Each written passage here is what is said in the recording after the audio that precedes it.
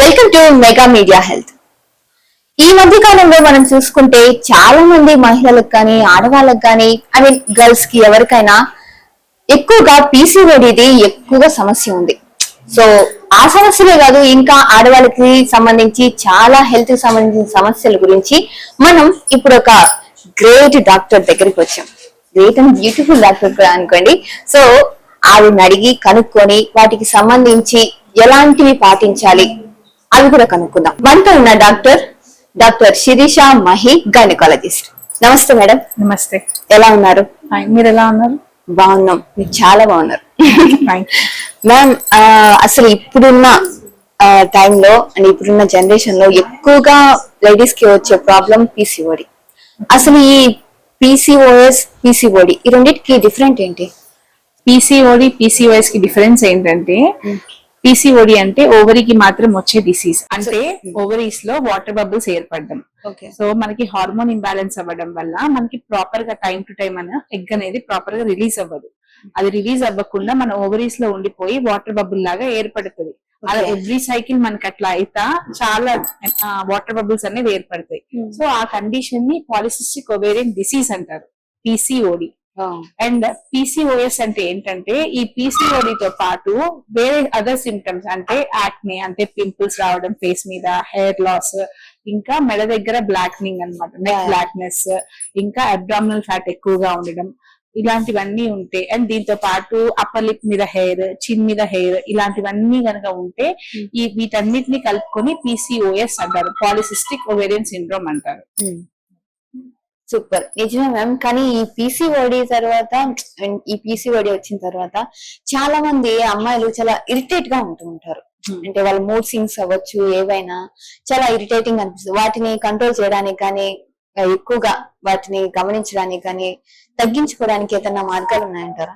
So main గా PCOD అనేది ఎందుకు వస్తుంది అండ్ వాళ్ళకి మూడ్ స్వింగ్స్ అనేవి ఎందుకు ఉంటాయంటే, మెయిన్ హార్మోన్ ఇంబ్యాలెన్స్ వల్ల. వాళ్ళకి సరైన పద్ధతిలో టైం టు టైం ప్రాపర్ గా హార్మోన్స్ అనేది విడుదల ఇవ్వకపోవడం వల్ల వాళ్ళకి ఈ పీసీఓడి అనే ప్రాబ్లం అనేది వస్తుంది. సో వాళ్ళని ఫస్ట్ చూసుకొని వాళ్ళకి దేని వల్ల వచ్చింది, ఏ హార్మోన్ ఇంబ్యాలెన్స్ వల్ల వచ్చింది, లేకపోతే అండర్లైంగ్ ఏమో థైరాయిడ్ ఏమన్నా ఉందా, అదర్ హార్మోనల్ ఇష్యూస్ ఏమన్నా ఉన్నాయా, అది చూసుకొని వాటిని కరెక్ట్ చేసుకుంటూ ఇవి తగ్గడానికి మెడిసిన్ వాడితే ఇలాంటి ఇరిటేషన్ కానివ్వండి, లేకపోతే మూడ్ స్వింగ్స్ కానివ్వండి, తగ్గొచ్చు. ఓ సూపర్ మ్యామ్. మీరు చెప్పింది నిజమే. మీరు అన్నట్టు ఈ ఇరిటేషన్ ఇవన్నీ పక్కన పెడితే చాలా మందికి ఈ పీసీఓడి సంబంధించి చాలా ఇబ్బందులు ఉన్నాయి. ఓకే, ఎక్కువ ఇబ్బంది పిల్లల విషయంలో ఉంది. అంటే చాలా మందికి పిల్లలు పుట్టుకుపోవడం చాలా ఇబ్బందికరం. అది పెళ్ళైన వాళ్ళు ఎక్కువగా ఫేస్ చేస్తూ ఉంటారు. కొంతమందికి పెళ్ళైన కొత్తలోనే పుట్టేస్తుంటారు, కొంతమంది కొన్ని ఏళ్ళు పడతాయి. అది ఎక్కువగా అబ్బాయిలో ఫాల్ట్ అంటారా, అమ్మాయిలో ఫాల్ట్ అంటారా?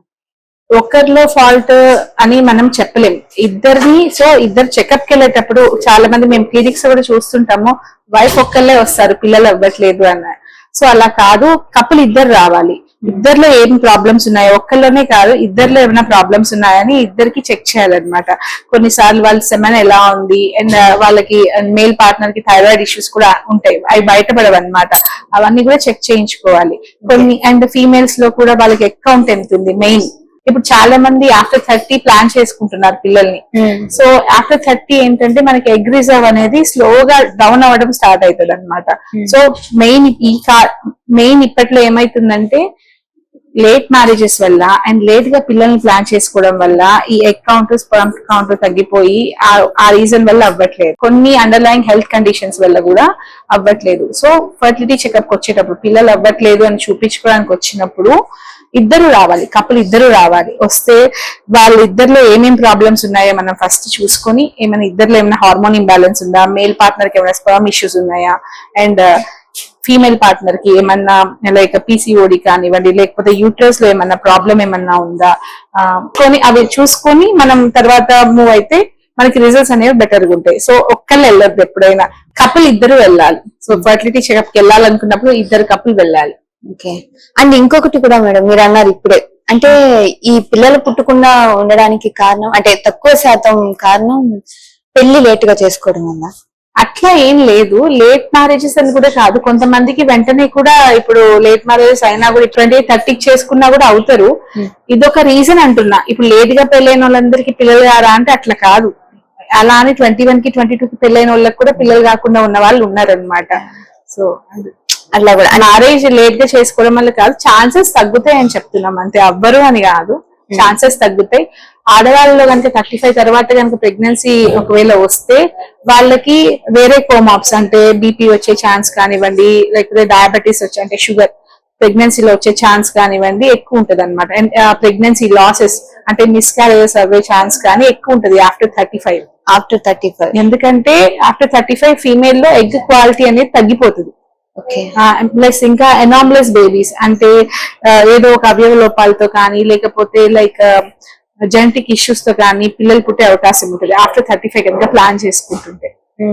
వీటికి ఎలాంటి ఫుడ్ అలాంటివి సజెస్ట్ చేస్తారా? మంచి ఫుడ్ విషయం కాదు, మన బాడీ ఇంకా అట్లా బిల్డప్ అయిపోయింది అనమాట. ఇప్పుడు మనం చిన్నగా ఉన్నప్పుడు లైక్ క్రాల్ చేస్తాం, ఒక 1 year కి నడుస్తాం, ఎట్లాగో ఇది కూడా 35 అవ్వగానే మన ఓవరీ ఏజ్ అయిపోతుంది అనమాట, ఓల్డ్ అయిపోతుంది అట్లా.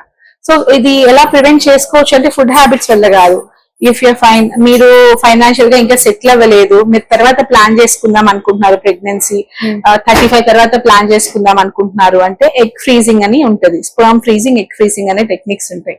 సో ఏంటంటే మీ ఎగ్స్ ని మనం స్టోర్ చేయొచ్చు, మీ ఎగ్స్ కలెక్ట్ చేసి వాటిని స్టోర్ చేసుకోవచ్చు. స్పర్మ్ ని కూడా అదే విధంగా కలెక్ట్ చేసి స్టోర్ చేసి ఐవీఎఫ్ పద్ధతి ద్వారా ప్రెగ్నెన్సీ తెచ్చుకోవచ్చు అనమాట. ఇప్పుడు చాలా మంది సెలబ్రిటీస్ అట్లనే ప్లాన్ చేసుకుంటున్నారు.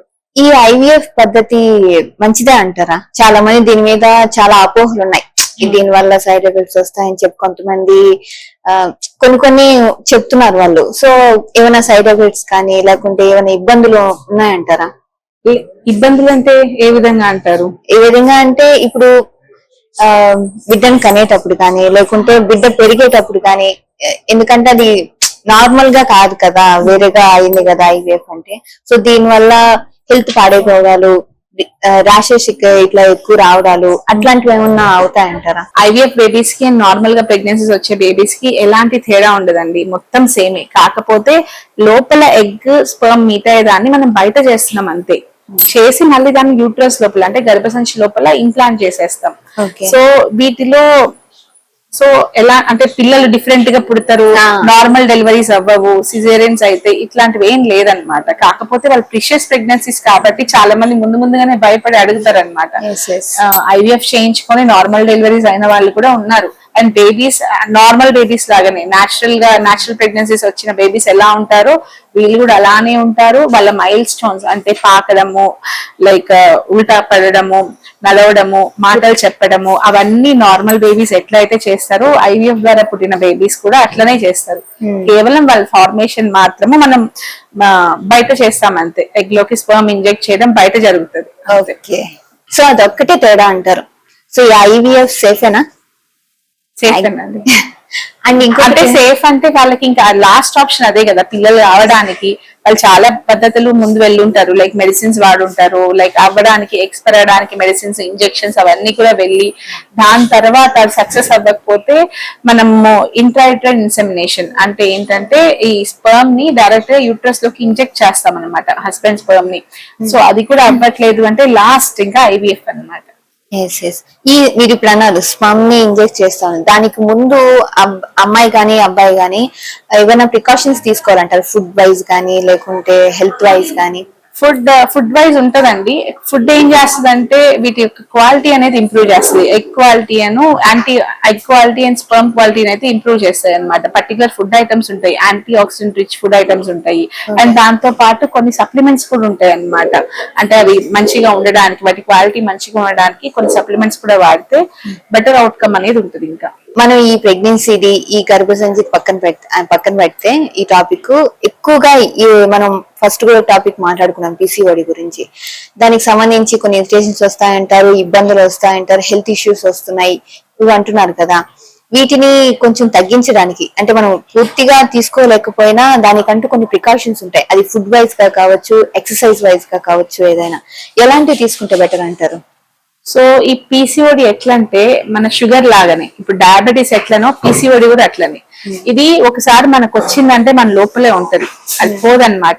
ఈ పీసీఓడి రావడానికి గల కారణాలు ఏంటంటే హార్మోన్ ఇంబ్యాలెన్స్ ఎందుకు అవుతుంది? మెయిన్ పీసీఓడి దేని వల్ల వస్తుందండి? హార్మోన్ ఇంబ్యాలెన్స్ వల్ల వస్తుంది. హార్మోన్ ఇంబ్యాలెన్స్ ఎందుకు అవుతుంది? మనం ప్రాపర్ గా స్లీప్ లేకపోతేనో, లేకపోతే ఏదైనా స్ట్రెస్ ఉంటేనో, లేకపోతే మన ఒబీస్ మనం ఎక్కువగా లావ్ అయిపోతుంటేను, అవును. వీటన్నిటి వల్ల అవుతుంది. ఇవి ఎట్లా లింక్ అయి ఉంటాయంటే, కొంచెం బొద్దుగా అయ్యేటప్పుడు మన అబ్డమన్ దగ్గర, అంటే మన పొట్ట దగ్గర ఫ్యాట్ అనేది చేరుకుంటది, కొవ్వు. సో అది ఏమైతుంది, ఆడవాళ్ళలో ఎక్కువ కొవ్వు పేరుకపోయి అది మేల్ హార్మోన్స్ కింద కన్వర్ట్ అవుతుంది. మన బాడీలో మేల్ హార్మోన్స్, ఫీమేల్ హార్మోన్స్ రెండు ఉంటాయి. కాకపోతే ఫీమేల్స్ లో కొంచెం డామినెంట్ గా ఫీమేల్ హార్మోన్స్ అనేవి ఎక్కువ ఉంటాయి, మేల్ హార్మోన్స్ కొంచెం తక్కువ ఉంటాయి. ఈ మనం కొంచెం బొద్దుగా అయిపోయిన వాళ్ళలో ఈ పొట్ట కొంచెం పొట్ట దగ్గర ఫ్యాట్ వచ్చినప్పుడు ఏమైతుందంటే, ఆ ఫ్యాట్ మేల్ హార్మోన్స్ కింద కన్వర్ట్ అవుతుంది. సో మేల్ హార్మోన్స్ ఎక్కువైపోయి ఫీమేల్ హార్మోన్స్ డౌన్ అవుతాయి.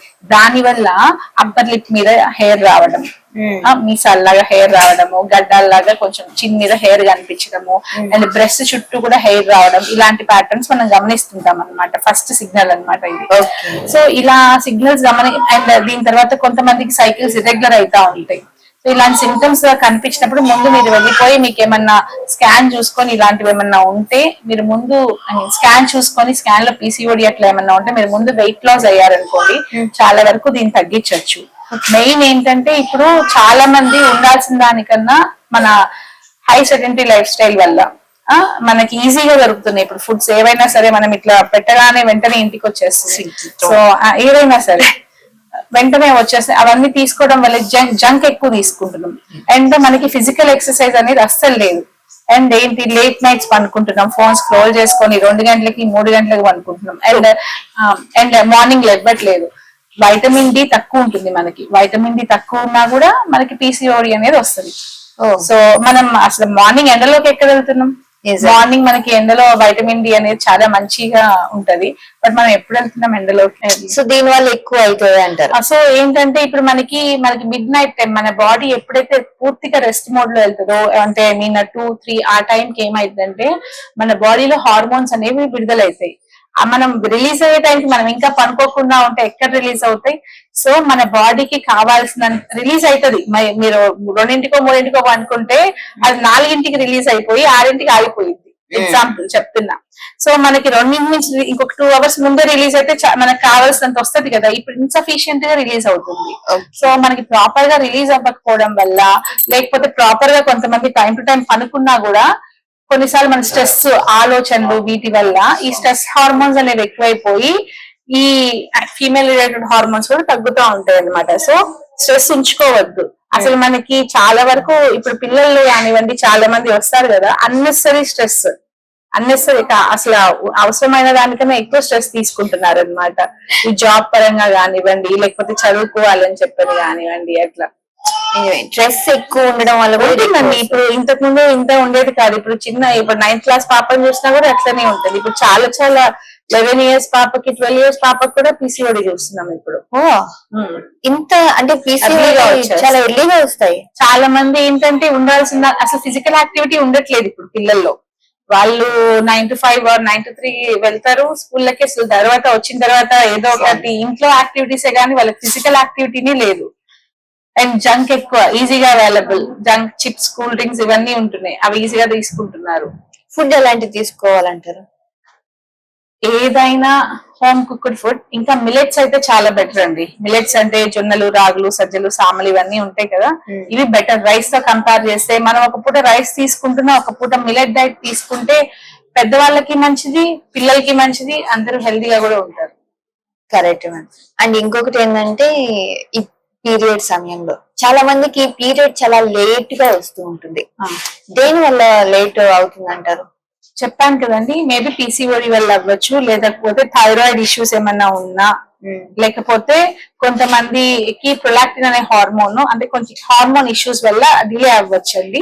అది మనం చూసి ఏ హార్మోన్ వల్ల ఇబ్బంది ఉందో చూసుకొని దానికి ట్రీట్మెంట్ ఇచ్చుకుంటే సరిపోతుంది. ఒకవేళ 1 to 3 months పీరియడ్ రాలేదు, అప్పుడే మనం డాక్టర్ ని కన్సల్ట్ అవ్వచ్చా? లేకుంటే మనం ఏమన్నా ప్రికాషన్స్ కానీ, లేకుంటే అందరూ బొప్పాయి పండు అవి ఇవి తినాలి అంటారు, అలాంటి నార్మల్ ఏమన్నా ట్రిక్కులు చెప్తారా మీరు?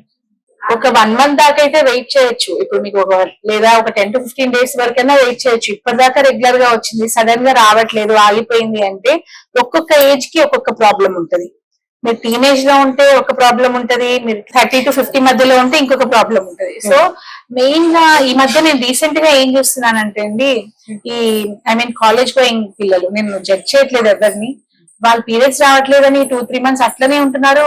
తర్వాత ఇక్కడికి వచ్చి చూయించుకున్నప్పుడు వాళ్ళ ప్రెగ్నెన్సీ ఉంటుంది, లైక్ 3 months 4 months ప్రెగ్నెన్సీ ఉంటుంది. సో ఏంటి అంటే మీరు చూసుకున్నా అంటే వాళ్ళకి తెలియదు. ఇప్పుడు అది మనం టర్మినేట్ చేయాలన్నా ఏంటి, వాళ్ళ ఇంట్లో కూడా చెప్పట్లేదు అనమాట, భయపడి ఏమైతుందో ఏంటో అని చెప్పి. బట్ ఒకటి చెప్తున్నాను, అబోవ్ 18 ఎవరైనా, మీరు అబోవ్ 18 ఉన్నప్పుడు మీరు ఒక్కళ్ళు వచ్చినా కూడా విత్ యువర్ కన్సెంట్ ఎంపీపీస్ అయితే జరుగుతాయి. అది మెడికల్ పరంగా అయితే.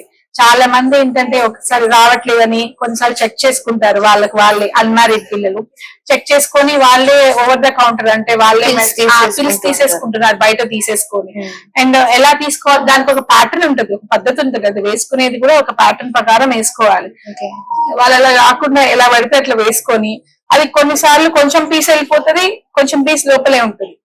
అది లోపల ఉండి కొన్నిసార్లు యూట్రస్ అంతా ఇన్ఫెక్షన్ అయిపోయి తర్వాత వాళ్ళ ప్రాణాలకే ఇబ్బంది అవ్వచ్చు, సెప్టిక్ షాక్ లోకి వెళ్ళిపోవచ్చు, ఇన్ఫెక్షన్ అట్లా వచ్చి. కొంతమందికి ఏంటి సగం ప్రోడక్ట్స్ లోపల ఉండిపోయి అది బయటికి రాక హెవీ బ్లీడింగ్ అయ్యి బ్లడ్ లాస్ తోని ప్రాబ్లం రావచ్చు. అండ్ ఇందరికి ప్రెగ్నెన్సీ యూట్రస్ లో రావాలనే లేదు, యూట్రస్ పక్కన ఫెలోపియన్ ట్యూబ్స్ అని ఉంటాయి. సో యూట్రస్ పక్కన ఫెలోపియన్ ట్యూబ్స్ అనే ఉంటాయి. మనకి యూట్రస్ లో వస్తేనే అది నార్మల్ ప్రెగ్నెన్సీ, యూట్రస్ లో కాకుండా వేరే ప్లేసెస్ లో వస్తే డేంజరస్ అన్నమాట. ట్యూబ్స్ లో గానీ ఓవరీస్ లో గానీ వస్తే డేంజరస్. ఎందుకంటే మన గర్భసంచికి మాత్రమే ఎలాస్టిక్ పెరిగే ప్రక్రియ ఉంది. ట్యూబులు ఎట్లా ఉంటాయి, చాలా సన్నగా పలచగా ఉంటాయి. ట్యూబ్ లో ఒక 2 నెలలకో 3 నెలలకో ట్యూబ్ పగిలిపోతుంది. ఆ బేబీ పెరుగుతూ ఉంటది కదా, అది దాని లోపల పెట్టలేదు, దాని లోపల ఉంచుకోలేదు, ఆ ట్యూబ్ పగిలిపోతుంది. ట్యూబ్ పగిలిపోవడం వల్ల హెవీ బ్లీడింగ్ లోపల అయిపోయి తర్వాత వాళ్ళ లైఫ్ రిస్క్ లోకి వెళ్ళిపోతుంది అనమాట, హెమరేజిక్ షాక్ లోకి వెళ్ళిపోతారు వాళ్ళు.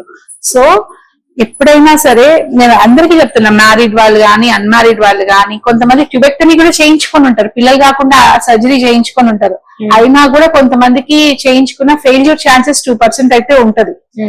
మీరు నాకు పిల్లలు కాకుండా అయిపోయిందిలే, నాకు పీరియడ్ రాకపోయినా ఏం కాదని చెప్పి అట్లా కూడా మీరు ఉండద్దు. ఒక మోర్ దాన్ మీకు 1.5 month అయిపోయింది అంటే మీరు ఖచ్చితంగా గైనకాలజిస్ట్ ని కన్సల్ట్ అయ్యి అది ఎందుకు అయింది అని చూపించుకుంటే బెటర్. మీరు ఇప్పుడు అన్నారు కదా, మామూలుగా ప్రెగ్నెన్సీ ఏదైతే ఉందో ఒకసారి గర్భసంచిలో వస్తుంది, ఇంకొక ట్యూబ్ లో వస్తుందని. ఆ ట్యూబ్ లో ఎందుకు వస్తుంది? ట్యూబ్ లో ఏంటంటే మనకి ఫలదీకరణం అంటే ఫర్టిలైజేషన్, అంటే మన ఎగ్ స్పర్మ్ కలిసే ప్లేస్ ఏంటంటే ఫెలోపియన్ ట్యూబ్. ఆ ట్యూబ్ లోనే అవి రెండు కలుస్తాయి. సో కలిసిన తర్వాత పిండ కణాలు అనేవి ఏర్పడిన తర్వాత అది గర్భసంచిలోకి జారాలి. అది జారకుండా కొన్నిసార్లు ఏమైనా ట్యూబ్ లో ప్రాబ్లం ఏమన్నా ఉంటే అక్కడే స్టక్ అయిపోయి అక్కడే ఉండిపోద్ది. అక్కడ ఉండిపోయి అక్కడ ప్రెగ్నెన్సీ అనేది ఏర్పడిపోతుంది అనమాట. సో దాని వల్ల ఎక్టోపిక్ అంటే ట్యూబల్ ఎక్టోపిక్ ప్రెగ్నెన్సీస్ వచ్చే ఛాన్స్ ఉంటుంది. సో యాజ్ సూన్ యాజ్ మనకి ఎప్పుడైనా, చాలా మంది ఇది కూడా చూస్తుంటాం, ప్రెగ్నెన్సీ వచ్చిన వెంటనే ఇంట్లో వాళ్ళు చెప్తారు 3rd month కంప్లీట్ అయిన తర్వాత వెళ్ళండి అని, చెకప్ కి వెళ్ళమని చెప్తారు. సో అట్లా కాదు, ఇలాంటివి రిస్కీ ప్రెగ్నెన్సీస్ వచ్చే అవకాశం ఉంటది. కాబట్టి మీరు ఖచ్చితంగా ప్రెగ్నెన్సీ పాజిటివ్ రాగానే విత్ ఇన్ ఒక 1 week మీరు డాక్టర్ ని కన్సల్ట్ అయితే ఇలాంటి ప్రాబ్లమ్స్ ని ఫర్దర్ గా ప్రోగ్రెస్ అవ్వకుండా స్టాప్ చేసుకోవచ్చు. అండ్ ఇంకొకటి ఉంది మేడం, మీరు ఇప్పుడే చెప్పారు 3 months తర్వాత కొంతమంది వచ్చి చెకప్ చేయించుకుంటారని. చెకప్ చేయించుకునే ముందు కొంతమంది ఏం చేస్తారంటే, అంటే ఆడపిల్ల మగపిల్ల అని తెలుసుకోవడానికి పసురు మందులు తాగించడాలు ఇలాంటివి చేస్తుంటారు. వాళ్ళకి మీరేం చెప్తారు? అస్సలు ఏదో మందు తాగితేనో ఏదో తింటేనో అమ్మాయిలు అబ్బాయిలుగా మారడం అనేది ఉండదు. అది ముందే, అంటే మనకి పిండ కణాలు ఏర్పడేటప్పుడే అది అబ్బాయా అమ్మాయా అనేది డిసైడ్ అయిపోయి ఉంటది. ఒక male sperm X sperm meet అవుతుందా, వై స్పర్మ్, అంటే మనకి స్పర్మ్స్ లో 2 రకాలు ఉంటాయి, ఎక్స్ స్పర్మ్ అని వై స్పర్మ్ అని ఉంటది అనమాట. ఆడవాళ్ళలో ఎగ్ లో XX అనే క్రోమోజోమ్స్ మాత్రమే ఉంటాయి. సో ఆడవాళ్ళకి నో ఛాన్స్, వాళ్ళలో లైక్ అబ్బాయా అమ్మాయా డిసైడ్ చేసే ఫ్యాక్టర్ ఆడవాళ్ళ బట్టి ఉండదు, మగవాళ్ళ బట్టే ఉంటది అనమాట. సో ఈ వై క్రోమోజోమ్ ఉన్న స్పర్మ్ వచ్చి మన ఎగ్ ని మీట్ అయితే అబ్బాయి పుడతారు, ఎక్స్ క్రోమోజోమ్ ఉన్న స్పర్మ్ వచ్చి ఎగ్ ని మీట్ అయితే అమ్మాయి పుడుతుంది. అంతేగాని ఏదో మందులు తాగడం వల్లనో ఇలా జెండర్ చేంజ్ అయిపోవటం ఉండదు. కొన్నిసార్లు వాళ్ళు ఏమేమి ఇస్తారో మనకు తెలియదు కదా, కొన్నిసార్లు మిస్కరేజ్ అయ్యే ఆప్షన్ కూడా ఉంటది. అవును. సో ముందు ఈ జెండర్ బ్యాస్ ని తీసేసి ఈ రోజుల్లో అమ్మాయి అయినా అబ్బాయి అయినా ఒకటే, ఆ జెండర్ డిస్క్రిమినేషన్ అనేది చూపించకుండా ఇద్దరికి ఒకటే ఎడ్యుకేషన్ ఇచ్చేసి ఇద్దరిని ఒకేలాగా చూసుకుంటే వాళ్ళే మంచిగా అవుతారు, వాళ్ళే మంచిగా చూసుకుంటారు. అండ్ ఇంత ముందుగా మనం ఒక టాపిక్ మాట్లాడుతూ కట్ చేసాం. అదే చాలా మంది 18 వాళ్ళు కానీ లో ఉన్నా సరే 18 ఉన్న వాళ్ళు ప్రెగ్నెన్సీ వచ్చినప్పుడు తెలియక ఇవి ఇన్స్టాల్ గానీ యూట్యూబ్ గానీ చూసి టాబ్లెట్స్ మింగేయడం, ఇలా ఇబ్బంది అయిపోవడం అలా జరుగుతుంది. చాలా మంది భయపడుతూ ఉంటారు డాక్టర్ ని కన్సల్ట్ అవ్వాలని. ఇప్పుడు మీరు చెప్పారు కదా వచ్చి కన్సల్ట్ అవ్వచ్చు అని చెప్పి, వీటికి ముందు జాగ్రత్తలు ఏమైనా తీసుకునేవి ఉన్నాయా? అంటే నా ఉద్దేశం ఈ ప్రెగ్నెన్సీకి ముందు కొన్ని ప్రికాషన్స్ తీసుకుంటారు కదా. అసలు నేను ఏమంటాను, అసలు ఎందుకు అక్కడ తెచ్చుకోవడం? మ్యారేజ్ అవ్వలేదు, మీరు చెప్పడానికి భయపడుతున్నారు. అసలు వై ఆర్ గోయింగ్ దేర్? ఎందుకు ఎంకరేజ్ చేస్తున్నారు ప్రీ మ్యారిటల్ సెక్స్ ని? మనం ఎంత చెప్పినా అది ఆగరు. ఐ మీన్ వినేవాళ్ళు మనం ఇప్పుడు నేనేదో చెప్తే ఎవరైనా వింటారు, మీరేదో చెప్తే ఎవరైనా వింటారని కాదు. ఆగితే ఎప్పుడైనా దానికి ఒక టైం ఉంటది. ఇప్పుడు ప్రెగ్నెన్సీ తర్వాత వస్తే అదొక సెలబ్రేషన్, పెళ్లి తర్వాత వస్తే ప్రెగ్నెన్సీ అదొక సెలబ్రేషన్, అదే ముందు వస్తే అదొక పెద్ద డిప్రెషన్. కొంతమంది వస్తారు పోవు, ఐ మీన్ టాబ్లెట్స్ తీసుకుంటారు అయినా పోవు, క్లీనింగ్ దాకా వెళ్తారు, ఇంట్లో చెప్పమంటే చెప్పడానికి భయపడతారు. సో ఎందుకు ఈ స్ట్రెస్ అంతా? మీరు మీ టీన్స్ ని ఎర్లీ 20s ని మంచిగా ఎంజాయ్ చేయొచ్చు కదా. Why pre marital sex? ఇంత చెప్పినా చాలా మంది వినరు. సో వినప్పుడు సేఫ్టీ అన్నా వాడుకుంటే బెటర్.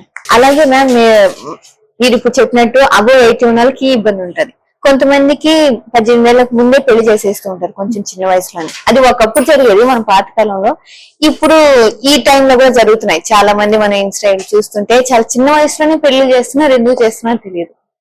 కానీ వాళ్ళకి పుట్టబోయే పిల్లలు చాలా వీక్ గా కొన్ని డిసీజులతో పుట్టుతున్నారు. దీనికి కారణం ఏంటి? త్వరగా పెళ్లి చేయడం వలన, అంటే చిన్న వయసులో పిల్లలు కండం వల్ల వస్తుందా, లేకుంటే జెనెటిక్ ప్రాబ్లం అంటారా? అసలు బిలో 18 పెళ్లి చేస్తే అది ఒక పెద్ద క్రైమ్. దాని మీద ఒక సినిమా కూడా తీశారు. సో బిలో 18 అసలు ఏమైనా తెలుస్తున్నా కంప్లైంట్ ఇచ్చేసేయండి జరుగుతున్నా కూడా. So below 18 marriage is a crime. ఇంకా వాళ్ళకి ప్రెగ్నెన్సీలు ఇంతకు ముందు రోజులంటే వేరండి. అప్పుడు అందుకనే కదా చాలా మంది డెలివరీస్ టైంలో చనిపోయే వాళ్ళు, పుట్టిన బిడ్డలు చనిపోయే వాళ్ళు. ఇంతకు ముందు రోజుల్లో ఈ ఏజ్ చిన్నగా ఉండి వాళ్ళు కనలేక చాలా మంది పిల్లలు డ్యూరింగ్ డెలివరీ చనిపోయే వాళ్ళండి, మదర్స్.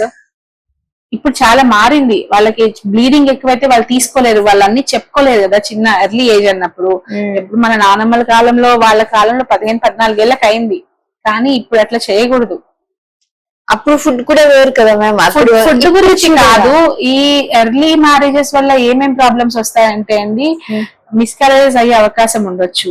ఓకేనా? అండ్ అనామలీస్, పిల్లల్లో అనామలీస్ అంటే అది మనం చెప్పలేము. ఎర్లీ ఏజ్ వల్ల లేట్ ఏజ్ వల్ల అయితే ఖచ్చితంగా అనామలీస్ బేబీస్ వస్తాయి. ఎర్లీ ఏజ్ వల్ల అనామలీస్ రావు, కానీ ఏమన్నా జెనెటిక్ ఇష్యూస్ ఉంటే వస్తాయి అనామలీస్ అనేవి.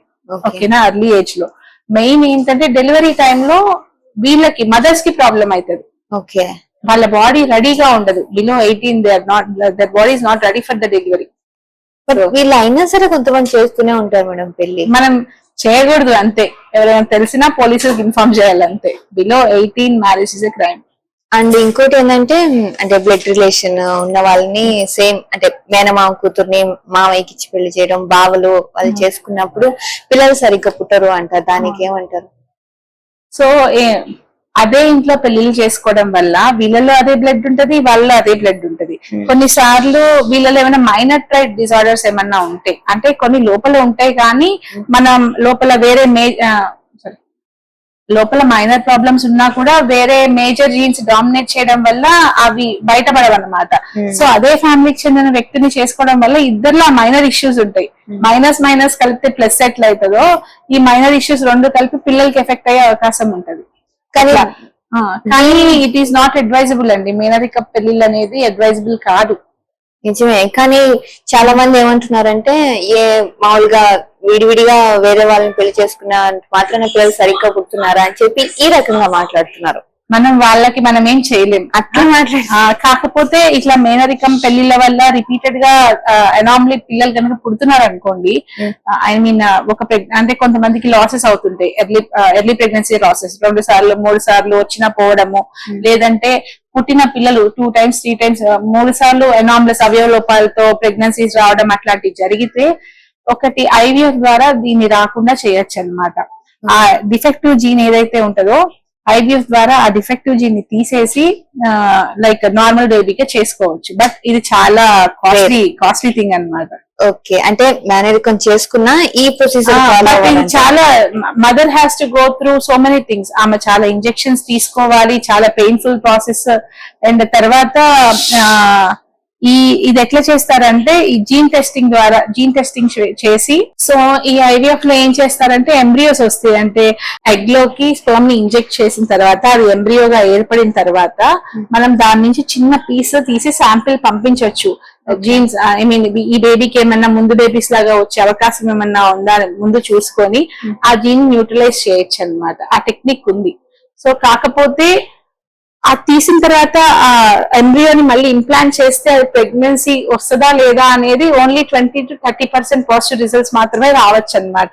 సో మనం మేనరికం పెళ్లి చేసుకుందాము, ఇదేదో మేడం చెప్పారు, ఈ టెస్ట్ కి వెళ్ళిపోదాము, తర్వాత పిల్లలు మంచిగా అవుతారు అనేది చెప్పలేం. ఎవరో 10 to 20% we can do that. But it's చాలా కాస్ట్లీ ప్రొసీజర్.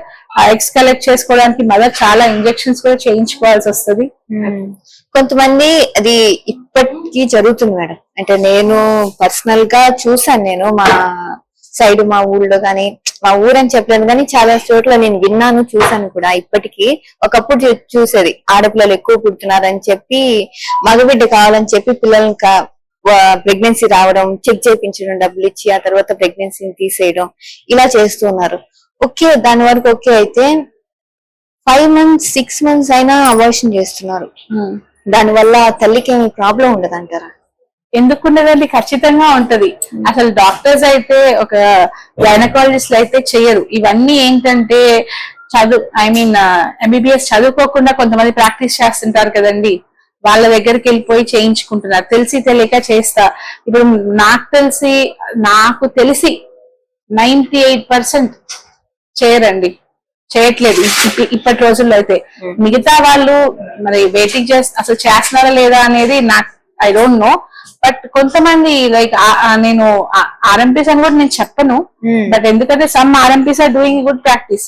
అంటే ఊర్లలో చిన్న చిన్న ఇంజెక్షన్స్ అవి ఇస్తున్నారు. But there are some people who are wantedly doing. ఒక డాక్టర్, ఇప్పుడు డాక్టరే స్కాన్ చేసి చెప్పాల్సిన అవసరం లేదు. నాకు ఒకళ్ళు చెప్పారు, లైక్ నా దగ్గర ఒక పేషెంట్ వచ్చారు, ఎవరో డాక్టర్, ఊర్లో doctor, is not a qualified doctor, but ఒక స్కాన్ చేసే డాక్టర్ దగ్గర అసిస్టెంట్ గా ఆయన ఉంటున్నారు. అసిస్టెంట్ గా చేసే ఆయన మా సార్ చేసేటప్పుడు చూస్తాను, నేను చూసేస్తాను అని చెప్పి చూసి, నీకు లోపల ఉన్నది పాప అని చెప్పి చెప్పారంట. లోపల ఉన్నది పాప అని చెప్తే వీళ్ళు వేరే డాక్టర్ దగ్గరికి వెళ్ళిపోయి, ఆయన కూడా అంతే, షీఈ్ నాట్ ఏ గైనకాలజిస్ట్, వేరే సమ్ అదర్ డాక్టర్ దగ్గర వెళ్ళిపోయి, ఊర్లో చేసే వాళ్ళ దగ్గరికి వెళ్ళిపోయి వాళ్ళు సమ్ పిల్స్ ఏవో తీసుకున్నారు, అబార్షన్ అయిపోయింది. చూస్తే male baby, it's a boy, 5th month 6th month లో. ఇంకా ఆమె వచ్చి మళ్ళీ నాకు అబ్బాయి పుట్టాలంటే నేనేం చేయాలి, నాకు ఇట్లా అయింది మేడం అంటే, అలా పుట్టడానికి ఏం లేదమ్మా అని కౌన్సిల్ చేసి పంపించి, ఆమె చెప్పింది ఇట్లా జరిగింది అని చెప్పి. So better. ఎందుకండి ఇప్పుడు ఇప్పుడు అబ్బాయి పుడితే ఏం చేస్తారు, అమ్మాయి పుడితే ఏం చేయదు. ఇప్పటి రోజుల్లో ఆ జెండర్ డిస్క్రిమినేషన్ అది తీసేస్తే బెటర్. బట్ ఇప్పటికీ చాలా మంది విలిసి ఓపీకి వస్తారు, మేము స్కాన్ చేస్తుంటే పక్కన నుంచి పాప బాగుందా, మా బాబు బాగున్నాడా, ఇండైరెక్ట్ గా మమ్మల్ని అడుగుతా ఉంటారు అనమాట. మేము గమ్ము నుండి it's a baby, it's not a అబ్బాయి కాదు, పాప కాదు, బాబు కాదు, ఇట్స్ ఎ బేబీ అనే చెప్తాం అన్నమాట. ఇప్పుడు మీ లోపల ఫీలింగ్ ఎలా ఉంటుంది మేడం అడుగుతూ ఉంటే? అన్నమాట ఏముంటది, అంతే. ఎందుకంటే చాలా మంది ఇప్పుడు పిల్లలు కాక వచ్చే వాళ్ళు ఎంతో మందిని చూస్తున్నాం. పిల్లలు అవ్వట్లేదు, ఎవరో ఒకళ్ళు పాపనో బాబు ఎవరో ఒకళ్ళు మాకు పుడితే చాలని 10 సంవత్సరాల నుంచి 12 సంవత్సరాల నుంచి వెయిట్ చేసే వాళ్ళని చూస్తున్నాం. అలాంటిది వీళ్ళు పుట్టేది మంచిగా ప్రెగ్నెన్సీస్ వస్తున్నాయి, వాళ్ళు ఎవరో అమ్మాయో అబ్బాయో అయిపోతే మంచిగా ఉంటది. కానీ తెలుసుకోవాలి ఏమైతే తెలుసుకొని. అండ్ ఇదొక ఎత్తైతే చాలా మందికి నార్మల్ డెలివరీ చాలా తక్కువ అవుతుంది ఈ జనరేషన్. అది ఒకప్పుడైతే కొంచెం బొద్దుగా ఉన్న వాళ్ళకి సిజేరియన్ అవుతుందంటే వెయిట్ వల్ల అవ్వలేదు అనుకోవచ్చు, కానీ నార్మల్ స్లిమ్ గా ఉన్న వాళ్ళకి కూడా సిజేరియన్ అవుతుంది. Why ma'am? బొద్దుగా ఉంటే సిజేరియన్ అవుతుంది ఏం లేదండి. 1 or 2 kgs పేషెంట్ కూడా నార్మల్ డెలివరీ అయింది మా దగ్గర మేము చేసిన పేషెంట్స్ లో అయితే. అలా అని 40 kgs ఉన్న ఆమెకు కూడా సెక్షన్ అయింది. సో వెయిట్ మీద కాదు, కొంచెం బొద్దుగుంటే నార్మల్ అవ్వదు, బక్కగుంటే నార్మల్ అవుతుంది అనేది కాదు. మన పెల్విస్ బాగుండాలి, మన పెల్విస్ మంచిగా ఉంటే నార్మల్ అవుతుందా లేదా చెప్పగలం. కొంతమందికి పెల్విస్ బాగున్నా కూడా ఈ బేబీ హెడ్ అనేది కిందకి జారాలి, మన బోన్ లో నుంచి కిందకి జారాలి అనమాట. సో అది జారకపోవడం వల్ల కూడా సిజేరియన్స్ చేయాల్సి వస్తుంది. సో ఎందుకు జారట్లేదు అంటే మెయిన్ మనము యాక్టివిటీస్ లేదండి. ఇప్పుడు చాలా మన ఇంతకు ముందు ఏంటంటే మన ఎల్డర్స్, మన ఇంట్లో వాళ్ళు, మన మదర్స్ కానీ నానమ్మలు కానీ వాళ్ళు ప్రెగ్నెంట్ గా ఉన్నా కూడా వాళ్ళు హౌస్ హోల్డ్ వర్క్ అంతా చేసుకునే వాళ్ళు. ఇప్పుడు ఫ్లోర్ మాప్ చేయాలంటే స్టిక్ తీసుకొని మాప్ చేస్తాం. అప్పుడేంటి కింద వంగి మనం క్లాత్ తో క్లీన్ చేసేవాళ్ళు. ఇంకా చాలా మంది లైక్ పొలం పనులు చేసుకునే వాళ్ళు, కింద కూర్చొని గిన్నెలు దొంకునే వాళ్ళు. ఇప్పుడు మనం గిన్నెలు ఎట్లా నుంచోనే కదా, అన్ని పనులు చేసుకుంటున్నాం. సో బట్టలకి మెషినే వచ్చేసింది. వాళ్ళంతా స్క్వాటింగ్ పొజిషన్ ఉంటది కదా, స్క్వాటింగ్ అంటే కింద కూర్చొని చేసే పొజిషన్ ఉంటది, అది పెల్విస్ కి చాలా మంచి ఎక్సర్సైజ్ అన్నమాట. సో అట్లా ఉండడం వల్ల వాళ్ళకి ఈజీగా కాన్పుల్ అయ్యేవి. ఇప్పుడు ఏంటి ప్లస్ వాళ్ళు నార్మల్ ఫుడ్ తీసుకునే వాళ్ళు, ప్రెగ్నెన్సీ అనగానే ఏదో ఫుడ్ ఓవర్ గా డంప్ చేసుకొని తినేవాళ్ళు కాదు. ఇప్పుడు ఏంటంటే మేము ఎంత చెప్పినా వాళ్ళకి ఒకళ్ళకి ఇద్దరు అంటే లైక్ ఎక్కువ ఫుడ్ తీసుకుంటున్నారు. సో వాటి వల్ల ఏంటంటే ఇంతకు ముందు మన యావరేజ్ ఇండియన్ బేబీ వెయిట్ వచ్చేసి 2.5 kgs. 2.5 kgs కన్నా తక్కువ ఉంటే లో బర్త్ వెయిట్ కింద అంటాము. సో ఇప్పుడు అందరూ 3.8 4 kgs 3.5 kgs అట్లా వస్తున్నారు. It's good. బట్ ఏంటంటే వెయిట్ పెరిగే కొంది కొన్నిసార్లు కింద జారు అనమాట. పెల్విస్ బాగుంటే 4.2 kg బేబీ కూడా నార్మల్ అవుతుంది. బట్ బాగుండాలంటే దానికి తగ్గ ఎక్సర్సైజెస్ ఉండాలి. అట్లా మనకి ముందు ల్యాక్ ఆఫ్ ఎక్సర్సైజెస్ వల్ల ఈ సెక్షన్స్ అనేవి అవుతున్నాయి. ప్లస్ ఇప్పుడు మనం వాడే టాయిలెట్స్ కూడా వెస్టర్న్ కమోడ్స్ యూస్ చేస్తున్నాం, ఇండియన్ కాదు. సో ప్రతిదీ మనం వెస్టర్నైజ్ అయిపోతున్నాం. సో వీటి వల్ల మనకి నార్మల్స్ తగ్గినాయి, సిజేరియన్స్ అవుతున్నాయి ఎక్కువ. మీరు చెప్పారు ఈ ఎక్సర్సైజ్ చేయడం వల్ల కొంచెం మంచిగా ఉంటది అంటే, ఒకప్పుడు ఉన్న పనులు ఇప్పుడు చేయలేకపోయినా కనీసం ఎక్సర్సైజ్ చేయడం వల్ల కూడా మంచి బెనిఫిట్ ఉంటుంది కదా. ఎక్సర్సైజెస్, యోగాస్ వీటి వల్ల ఖచ్చితంగా రిజల్ట్స్ అయితే మంచిగా ఉంటాయి. మీరు ఇంకొక మాట కూడా చెప్పారు, ఫుడ్ ని ఎక్కువ తీసేసుకుంటున్నారు అధికంగా అని చెప్పి. ఏ మోతాదులో తీసుకుంటే బెటర్ అంటారు ప్రెగ్నెన్సీ ఉన్న వాళ్ళు? ఏం ఎక్కువ అవసరం లేదు, ఒక బాయిల్ లెక్క ఒక గ్లాస్ ఆఫ్ పాలు అంతే సరిపోతుంది. ఒక ఫ్రూట్, ఇప్పుడు ప్రెగ్నెన్సీ రాగానే జ్యూసులు అని చెప్పి రోజు గ్లాసులు తాగుతారు. సో మీకు ఒక ఫ్రూట్ సరిపోతుందండి. అదే జ్యూస్ కంటే మనకి 4-5 ఫ్రూట్లు కలిపితేనే ఒక జ్యూస్ వస్తుంది. ఎంత షుగర్ వెళ్తుంది అనవసరంగా బాడీలోకి. ఒక ఫ్రూట్ సరిపోతుంది. ఒక ఫ్రూట్, కొంచెం డ్రై ఫ్రూట్స్ అంటే ఇంత బౌల్ నిండా కాదు, ఒక 4-5 అంతే. ఒక 1 or 2 బాయిల్డ్ ఎగ్స్ సరిపోతుంది మీ నార్మల్ డైట్ లో ఇవి ఇంక్లూడ్ చేసుకుంటే. వన్ డే కి ఇన్ని ఎగ్స్ లేదండి, 1 or 2 eggs తీసుకుంటే 1 or 2 eggs, ఒక ఫ్రూట్, ఇంకా మిల్క్ మీకు నచ్చలేదు అనుకోండి, మిల్క్ బదులు అదర్ ప్రోటీన్ సప్లిమెంటేషన్ ఏమైనా తీసుకున్నా సరిపోతుంది. నాన్ వెజ్ అవి ఏమవుతారు తీసుకోవచ్చు అంటారు? నార్మల్ గానే ఇప్పుడు మీరు ప్రెగ్నెన్సీ ముందు ఎట్లా తీసుకున్నారో అట్లనే తీసుకోవచ్చు. బట్ మటన్ కన్నా చికెన్, ఫిష్ తీసుకుంటే మంచిది. ఇంకా ఓకే, చాలా మంది చికెన్ తినట్లేదు. మా పేషెంట్లు అంటారు, మేడం చికెన్ తింటే వేడైతుంది, మా ఇంట్లో మా హస్బెండ్ చికెన్ తినట్లేదు అట్లా అంటుంటారు. చికెన్ మంచిదేనండి, వేడి అట్లా అంతా ఏముండదు, వేడవ్వడం అట్లా ఏముండదు. బట్ ఏంటంటే లేట్ ఆస్ తినొద్దు. ఓకే, అది డైజెషన్ ఇష్యూస్ వస్తాయి కాబట్టి ఆ మసాలాస్ కి వాటికి కొంచెం 8 o'clock ప్రేయర్ గా తీసుకుంటే బెటర్. ఓకే అండ్ ఇంకొకటి మ్యామ్, మీరు ఇంత ముందుగా చెప్పారు కదా ఎక్కువగా మిస్క్యారేజెస్ అయిపోతున్నాయి. అది చిన్న వయసు కావచ్చు, లేకుంటే నార్మల్ ఏజ్ కరెక్ట్ గా ఉన్నా సరే మిస్క్యారేజెస్ అయిపోతున్నాయి. అది ఏ కారణం వల్ల అవుతుంది అంటారు? సో మెయిన్ కొంతమందికి హార్మోనల్ ఇష్యూస్ వల్ల కానివ్వండి, అంటే కొంతమందికి థైరాయిడ్ ఉంటది కానీ వాళ్ళకు ఉందని తెలియదు, మనం టెస్ట్ చేస్తేనే బయటపడుతుంది. థైరాయిడ్ ఏమన్నా ఉన్నా, లేకపోతే ఎగ్ క్వాలిటీ సరిగా లేకపోయినా, లేదా స్పర్మ్ క్వాలిటీ మంచిగా లేకపోయినా, అండ్ గర్భసంచిలో ఏమన్నా పొరలు ఏమన్నా ఉన్నా, ఈ కారణాల వల్ల మనకి మిస్క్యారేజ్ అయ్యే అవకాశం ఉంటుంది. వీటికి ఎలా మిస్క్యారేజెస్ అవ్వకుండా ఉండడానికి ఏమన్నా ప్రికాషన్స్ ఏమైనా తీసుకోవచ్చా? ఫుడ్ విషయం కానీ. ఫుడ్ కాదండి, అసలు ఎందుకు ఇట్లా అవుతుంది అనేది ముందు మనం అంటే టెస్ట్లు చేసి చూడాలి. అది హార్మోన్స్ వల్ల అవుతుందా, లేకపోతే యూట్రస్ లోపల ఏమైనా, గర్భసంచి లోపల ఏమైనా అడ్డుగోడల్లాగా కానీ, అడ్డుపొరల్లాగా కానీ, ఏమైనా పిలకల్లాగా కానీ, పాలిప్స్ అంటాము పిలకల్ని, అలాంటివి ఏమన్నా ఏర్పడ్డాయా చూసుకోవాలి. అలాంటివి ఏమన్నా ఉంటే క్లియర్ చేసుకోవాలన్నమాట. మళ్ళీ తర్వాత అవ్వకుండా ఉంటాయి. సో తర్వాత మళ్ళీ స్పర్మ్ ఏమైనా డ్యామేజ్ ఉందా అంటే,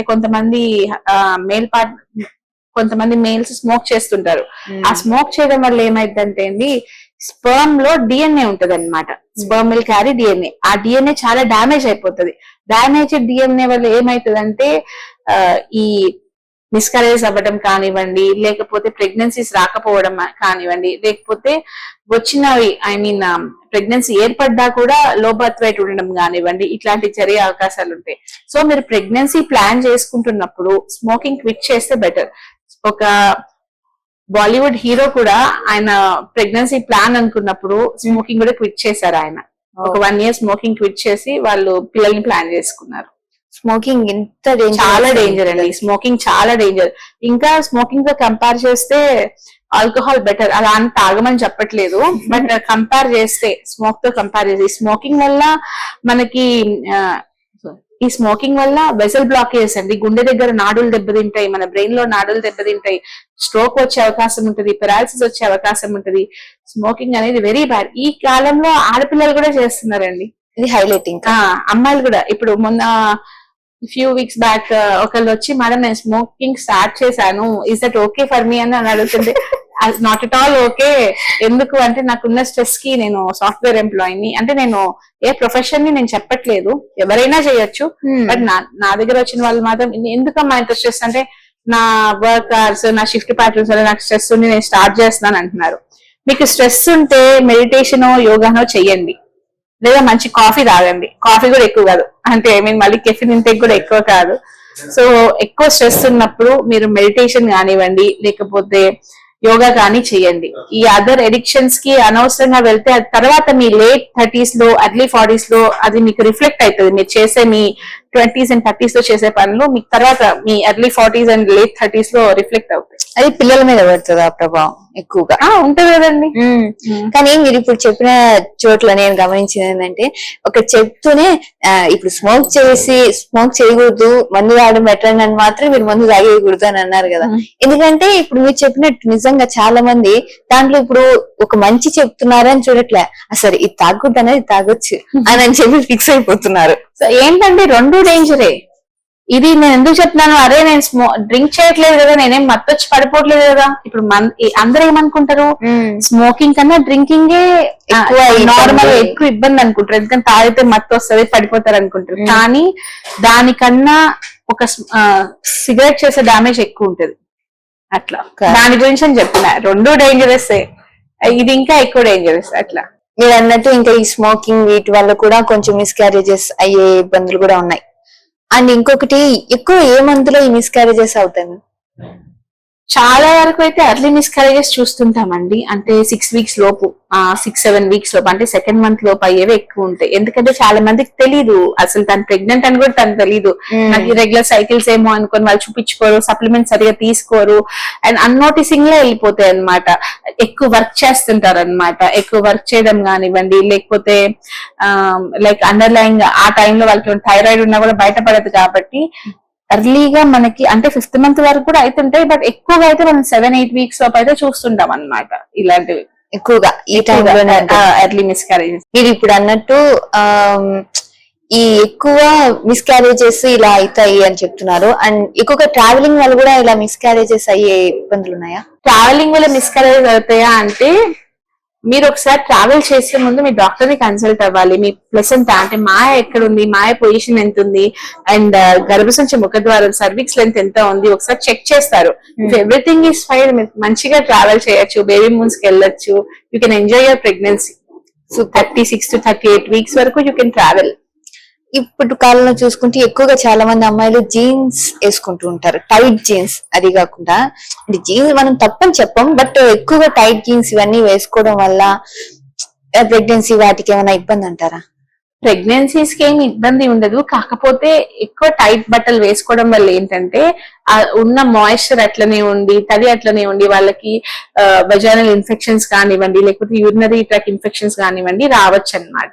సో బట్టల మీద మనం ఏ బట్టలైనా వేసుకోవచ్చు, బట్ ఒకసారి అట్లాంటివి వచ్చినప్పుడు అలా ఉన్నప్పుడు లూజ్ క్లాతింగ్ వేసుకుంటే లైక్ బ్రీతబుల్ ఫ్యాబ్రిక్ వేసుకుంటే బెటర్. హెల్దీ లేడీ కావాల్సిన హ్యాబిట్స్ ఫుడ్ విషయం కానీ ఏదైనా ఏం తీసుకోవాలంటారు? Healthy lady habits, healthy lady కాదండి, అందరికి ఇది హెల్దీ లేడీ కాదు, హెల్దీ మెన్ కాదు, అందరూ ఈ పనులు చేస్తే అందరం హెల్దీ ఉంటాం. మినిమం ఎక్సర్సైజ్ అనేది ఉండాలి, ఒక 40 minutes every women should do an exercise. Women కాదు, పాపలు పిల్లలు ఐ మీన్ అబౌవ్ 15 వాళ్ళందరూ కూడా ఒక 40 minutes వాళ్ళు ఎక్సర్సైజ్ చేస్తే బెటర్. అండ్ జంక్ అవాయిడ్ చేసుకోండి, జంక్ ఫుడ్ తీసుకోవద్దు. అలానే మన ఎదురుగుంటే మనం అలానే అది ఎదురుగున్నప్పుడు మనం తీసుకోకుండా ఉండలేము. బట్ ఫుడ్ డిసిప్లిన్ అనేది చాలా అవసరం, ఓకేనా? ఎందుకంటే మనం తీసుకోవచ్చు, జంక్ తినాలని ఉంటది, అది మీరు మంత్లీ వన్స్ ఆర్ ట్వైస్ చేసుకోండి. ఇప్పుడు మీరు వీక్లీ తీసుకునేది మంత్లీ వన్స్ ఆర్ ట్వైస్ తీసుకోండి. అండ్ లేట్ గా పనుకోవద్దు, లేట్ అవర్స్ లో స్లీప్ వద్దు. ఇంకా షిఫ్ట్ ప్యాటర్న్స్ ఇవన్నీ ఉంటాయి, but I can't talk on that. So late nights అయితే పనుకోవద్దు, సో అర్లీ లేస్తే బెటర్. ఇవన్నీ రొటీన్ నిజం, ఇదే రొటీన్ గా చెప్పిన ఓల్డ్ అనిపించిన, బట్ ఇదే నిజం. ఈ నిజాన్ని ఎప్పుడైతే యాక్సెప్ట్ చేయగలుగుతారో అప్పుడే మన హెల్త్ గట్టిగా ఉంటది. అండ్ ఇంకొకటి లేడీస్ కి నేను చెప్పేది ఏంటంటే కర్డ్, పెరుగు, మజ్జిగ బాగా తీసుకోండి. ఎందుకంటే చాలా మంది తీసుకుంటే వైట్ డిశ్చార్జ్ అయింది అని చెప్పి తీసుకోకుండా ఉంటారు. బట్ పెరుగు, మజ్జిగ వెరీ గుడ్ ప్రోబయోటిక్స్ అన్నమాట. అంటే మన స్టమక్ లో గుడ్ బ్యాక్టీరియా ఉంటదని తెలుసా మీకు? సేమ్ మన స్టమక్ లో గుడ్ బ్యాక్టీరియా ఎట్లయితే ఉంటుందో మన వెజైనాలో కూడా గుడ్ బ్యాక్టీరియా అనేది ఉంటది. అది మనకి వెజైనల్ ఇన్ఫెక్షన్స్ రాకుండా ప్రివెంట్ చేస్తుంటది అన్నమాట. మనం అది వేటిలో ఎక్కువ ఉంటది, మనం తీసుకునే పెరుగు మజ్జిగలో అవి ఎక్కువగా ఉంటది అన్నమాట. సో చాలా మంది తీసుకోరు, అవి తీసుకుంటే వైట్ డిశ్చార్జ్ అవుతుంది తీసుకోవద్దు అంటారు. White discharge smelly white discharge అవుతుంది అని చెప్పి అనుకుంటారు, బట్ అదంతా ఫాల్స్ మిత్స్. కొంతమందికి హెల్త్ వైజ్ గా పెరుగు తీసుకోకూడదు అంటారు, వాళ్ళు ఎలాంటి ఫుడ్ తీసుకోవడం బెటర్ అంటారు? నాకు టు మై నాలెడ్జ్ అయితే అది నేనైతే వినలేదండి, మీ దగ్గర నేను వింటున్నాను. టు మై నాలెడ్జ్ పెరుగు తీసుకోకూడదు అన్నట్లయితే నేను స్టిల్ నౌ ఐ డిడ్ంట్. అంటే కొంతమంది ఆల్సో ఇలాంటి వాటికి కొన్ని ఇబ్బందులు ఉన్న వాళ్ళకి, అమ్మాయిలకి పెరుగు ఎక్కువ తీసుకోకూడదు, దాంట్లో ఏదో కొవ్వు పదార్థం ఉంటుంది అని అంటారు. లేదు అదే కదా, అందుకనే కదా చెప్పింది. అందరు ఇట్లా అనుకుంటారు, but it's a very good probiotic, అది ఖచ్చితంగా తీసుకోండి. అండ్ ఇంకొకటి ఏంటంటే చాలా మంది వెజైనల్ వాష్ అంటే ఇప్పుడు నార్మల్ వాటర్ తో క్లీన్ చేసుకుంటే సరిపోతుందండి వెజైనల్ ఏరియా. చాలా మంది యాంటీసెప్టిక్ సొల్యూషన్స్ తోని క్లీన్ చేసుకుంటూ ఉంటారు. అండ్ కొన్ని వాషెస్ అని వచ్చాయి, వాటితో క్లీన్ చేసుకుంటారు. అవన్నీ అవసరం లేదు, నార్మల్ వాటర్ తో క్లీన్ చేసుకున్నా సరిపోతుంది. నిజంగా చాలా చాలా మంచి ఇన్ఫర్మేషన్ ఇచ్చారు మీరు మాకు, చాలా థ్యాంక్ యూ మ్యామ్. నిజంగా ఇవన్నీ వాళ్ళు పాటించాలని, అన్ని పాటించకపోయినా కొన్నైనా పాటించి వాళ్ళ హెల్త్ ని మంచిగా చూసుకోవాలని కోరుకుంటున్నాం. మీ ఇంత బిజీ షెడ్యూల్ లో మాకు ఇంటర్వ్యూ ఇచ్చారు, so thank you so much ma'am. Thank you. మరిన్ని హెల్త్ అప్డేట్స్ కోసం మా ఛానల్ ని సబ్స్క్రైబ్ చేయండి.